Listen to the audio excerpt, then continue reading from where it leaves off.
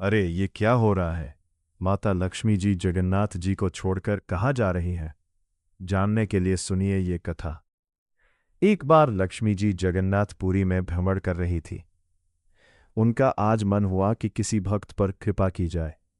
तभी उन्होंने सोचा कि पहले हमारे प्राणनाथ के जो अर्चक हैं, जो उनकी नित्य सेवा करते हैं मंदिर, मैं उनके घर जाकर के देखती हूँ। अगर किसी पर कृपा करना हो, वो सबसे पहले जगन्नाथपुरी में मंदिर के अर्चकों के घर पहुंची। लेकिन वहां उन्होंने देखा कि सूर्योदय हो चुका है, फिर भी सब सो रहे हैं। घर में गंदगी, बिखराव और लापरवाही फैली हुई है। ये देखकर माता लक्ष्मी ने कहा कि ये स्थान मेरे योग्य नहीं है, और वहां से चली गईं।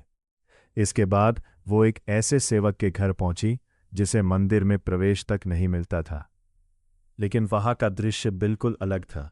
सुबह ब्रह्म मुहूर्त में उठना, घर की स्वच्छता, तुलसी पूजन और सच्ची भक्ति। ये देखकर माता लक्ष्मी अत्यंत प्रसन्न हुई और स्वयं प्रकट होकर उस दंपत्ति को आशीर्वाद दिया। उन्होंने उनके प्रेम से प्रसाद भी स्वीकार किया। उसी समय बलराम जी ने ये दृश्य देखा। उन्हें बहुत क्रोध आया और उन्होंने इसे मर्यादा के विरुद्ध माना। उन्होंने सोचा कि निम्न कुल के घर लक्ष्मी जी का भोजन करना उचित नहीं है।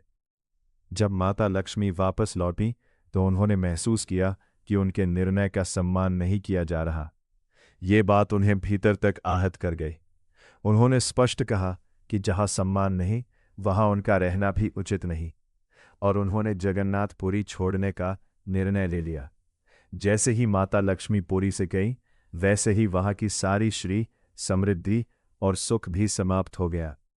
चारों ओर अभाव और कठिनाई फैल गई।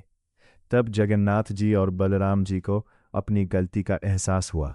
दोनों साधारण बालकों का रूप धारण कर भिक्षा मांगने लगे। भूख, अपमान और कष्ट का अनुभव करते हुए उन्हें समझ आया कि लक्ष्मी के बिना जीवन अधूरा है। आखिरकार दोनों ने माता लक्ष्मी को खोजा और उनके सामने सिर झुकाकर क्षमा मांगी।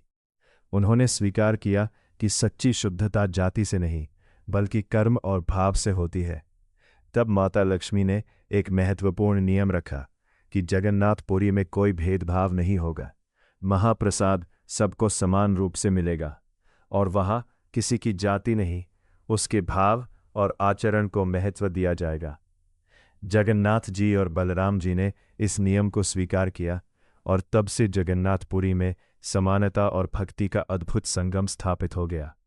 यही कारण है कि आज भी वहाँ महाप्रसाद सबको समान रूप से मिलता है और हर व्यक्ति को एक समान सम्मान दिया जाता है। अगर आप भी मानते हैं कि सम्मान और कर्म सबसे बड़े हैं, तो कमेंट में जय जगन्नाथ जरूर लिखें। अगर आप भी अपने घर के लिए सस्ते और अच्छे पूजा के सामान ढूंढ रहे हैं, तो नीचे कुछ लो प्राइस प्रोडक्ट्स के लिंक दिए गए हैं। इन्हें जरूर चेक करें। ये सभी प्रोडक्ट्स बजट फ्रेंडली है और रोज़ाना पूजा में काम आते हैं। कम कीमत में अच्छा क्वालिटी मिलना आज के समय में मुश्किल होता है, इसलिए ये ऑप्शंस आपके लिए यूज़फुल हो सकते हैं। आप अपनी ज़रूरत के हिसाब से इनमें से कोई भी प्रोडक्ट चुन सकते हैं। लिमिटेड प्राइस में अच्छे प्रोडक्ट्स जल्दी ख़त्म हो जाते हैं।